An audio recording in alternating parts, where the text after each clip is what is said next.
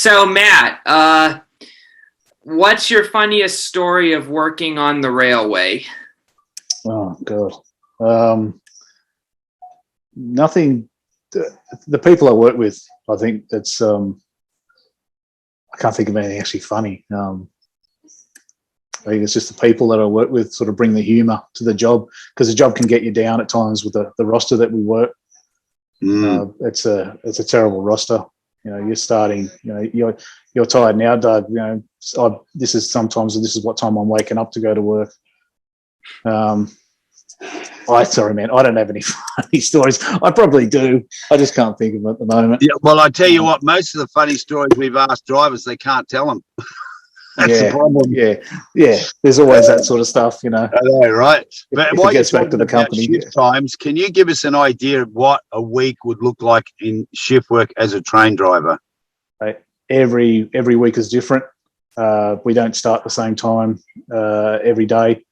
I've got the calendar next to me. So I've got 2 midnights, then I've got a 3 a.m., then a 10 a.m., 2 1400s, a 2200, then I'm off for 2 days, then it's 1800 starts, and then I might do. So you're usually doing 6 or 7 days on, sometimes 8, depending on the roster. Then you'll have anywhere between 2, 3, 4, and 5 book-off days. But it's start times are all over the shop, and it's just hard to get sleep. It's really hard. It would be like just listening to those times there, like, one day you're starting at 3 a.m. and then you work X amount of hours, go home and sleep, and then you're starting at 10 a.m. the following day. Like your body clock must be just like, I know it was like that. It's messed up, right? It's shot to hell. Your body clock just gives up. And I've gone 3 night shifts where I don't think I've had any sleep between them, because you're getting home at dawn and your body's saying, well, the sun's up. You've got to stay up now, and I cannot get to sleep. And with my brain as well, I can't turn my brain off. I'm always thinking about stuff. So, so the other thing too is, Matt, is like, it's probably very similar to what you said. Like we could finish at, say, a midnight shift. We might do a freight that goes up and back. It's a return freight, not an overnight job, and we might start at midnight and come back and knock off at 8 o'clock or 9 o'clock in the morning, and you go home and sleep, and you're back again at 4 p.m. that afternoon, or 5 p.m. Yeah. You get 8 hours off. Was it 12 hours? I can't remember, but it's 12 hours these days. Yeah, it's crazy. That's the reason I left the job, is not because I didn't like driving trains. I just got over the crazy shift work. It wasn't good. Wasn't for me anymore after 13 years. Yeah, I enjoy driving trains. It's just the shift work that gets to you after a while. And look, Matt, before we finish off tonight, we're going to continue this when we interview you again. But you actually have another great passion outside the job, which is how we've already interviewed Shane Skeen, one of your mates.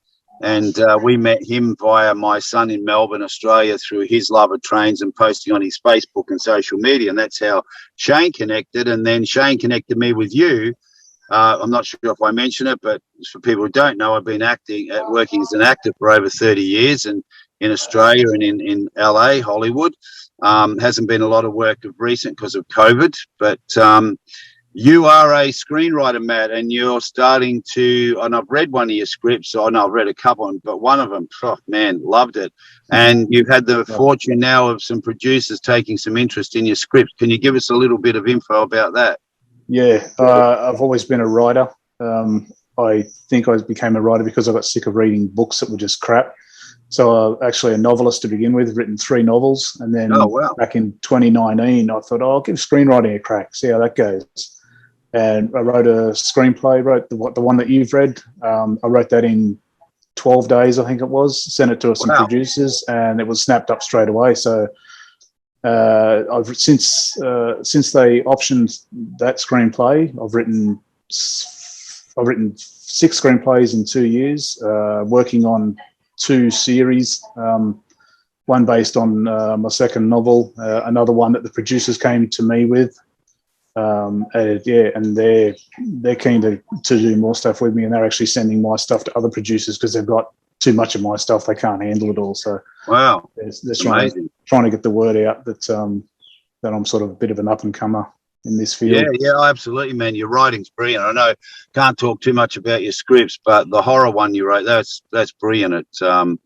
It really held me intrigued right through the whole thing. The train dogs, it was awesome. So it's really good. You got, like, I know people who write, man, and they don't get interest from people, but you've got so much interest. It's inevitable that it's going to happen. Like you're going to get one of your films or more than that, but once you get the first one up, then the rest will come a little easier. Yeah. Look, I don't have a foot in the door yet. I've got like a toe. I'd like to say I've only got the toe in the door, but that's it. Once word gets out, and once I've optioned 2 screenplays now, and got contracts for a couple of more. Wow. And once I just need something to get into production. That's really awesome. And Doug himself, Doug's written 8 books, I think. Doug, haven't you? And you're writing a couple more now, and a couple were bestsellers on autism. Yeah, really? That's awesome. Yeah, it was. I'm a 8-time published author, and a couple of them are autism biographies, and I'm in the middle of writing a few with Andy. So about what art and all that. Yeah, we're going to do one on his health and fitness. Diet. Like Doug's weighing around about 200 pounds now, and he trains yoga, running, walking, hiking, bike riding, weight training, and he's dropped his weight from 300 plus pound to 200. And that's phenomenal. That's amazing. Oh no, it's incredible, mate. Yeah. Like how he was before and how he is now. And so we're writing a book on that, and how he did it. And he actually, to be honest, I know it sounds crazy, but he actually did it really easy. He just stopped eating crap and sugar. That's all you got to do. Kick that's that all sugar. he did. Just go for a walk and drink water. That's it. Yeah, that's pretty much all he did. Drank a lot of water, started exercising, stopped having sodas and all those sugary drinks, and just stopped eating sugar and crap. And man, I tell you what, if you saw photos of him before and how he is now, it's just an absolute transformation. Yeah, that's amazing. Like 100 pounds. It's that's a 12-year-old girl hanging off your back. You're carrying let me tell you, not being heavy is a good feeling. Oh, your joints would be, your knees and your feet be thanking you for it. Oh gosh, yeah. And he's dedicated with his training. He's only new at that, but we've had help from with diet from Kit Dale. He's an Aussie mate of mine living in LA. He's a 2-time world champion jiu-jitsu champ. He does a lot of online training. His body is insane, mate. He has got probably about 2% body fat. Really? He still trains in jiu-jitsu, coaches, does a bit of boxing, bit of acting, and he's got a diet book that he passed on to Doug. So, but look, mate, we've run out of time, but we definitely want to, the next interview, want to talk more about, your passion outside of the job and how that's helping you deal with the job and all the crazy shift work and how it keeps your mind at peace and all that sort of stuff, Yeah, it does. Really does. Absolutely. Oh, look at that! I look like I had my eyes just lit up, but it was actually a car going past. It's looked like zombie movie. Yeah. Oh dear. All right, guys. Well, look, thanks, Matt, for taking that time. When do you start work again? Mate, I don't go back until 1400 on Tuesday. So I've got the week. I've got 4 days off, including the day. Oh wow, that's awesome, hey. Yep. Yeah. Hey, you'll just whack out another screenplay. Yeah. Punch one out tonight. Yeah. Yeah. Rip one out. Yeah. Well, thanks, Matt, and thanks, Doug, for making this possible again, for thinking of this idea. And thanks, Doug's Doug. had a fantastic day. He was at an autism event all day today, and he's actually been invited to now his first speaking event on a platform for autism, which is awesome, which is what we've been aiming at. So congratulations, Doug. It's good, mate. Really good. I appreciate it, guys, and I appreciate both of you coming onto the channel. No, pleasure, mate. Pleasure. All right. Well, thank you, Matt, and have a good 4 days off, and we'll chat to you again, mate, in another month or so, and hear how things are going, and can't wait to hear about when you go, yep, got one, they're making my film. Yeah, that'll be good.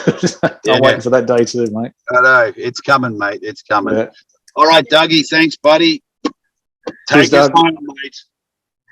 So, everyone, I want to thank you all for tuning in onto the show, and we'll see you next week for the next episode of Tales from the Rails.